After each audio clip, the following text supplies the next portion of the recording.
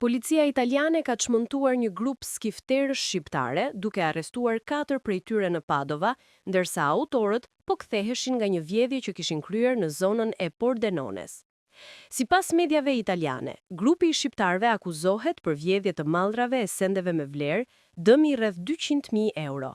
Mes materialeve të vjedhura, edhe bizhuteri ari dhe ora luksoze të cilat i kishin fshehur në një apartament të marrë me qyra. Një nga ta që tentoi të arratisej është një 25 vjeçar, i cili jetonte në Itali që nga viti 2018 dhe nuk ka precedent penal të mëparshëm. Dy të arrestuarit e tjerë janë një 35 vjeçar i cili ka jetuar në Itali që nga viti 2005 dhe është burgosur 2 herë në vitin 2012 për vjedhje, ashtu edhe në vitin 2023 për posedim të mjeteve të vjedhjes me thyerje dhe posedim të paligjshëm të armëve. I treti është një 34 vjeçar që u arrestua në vitin 2023 dhe 2024 për të njëjtin krim.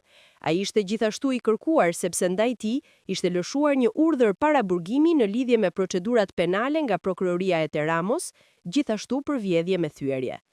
Antari i fundit i bandës është një 36 vjeçar, i arrestuar në vitet 2011, 2013 dhe 2021, për vjedhje dhe i kërkuar sepse ka një urdhër arresti në pritje të një dënimi prej 2 vitesh e gjysmë për afërsisht 40 incidente të ngjashme të kryera në rajonin Triveneto.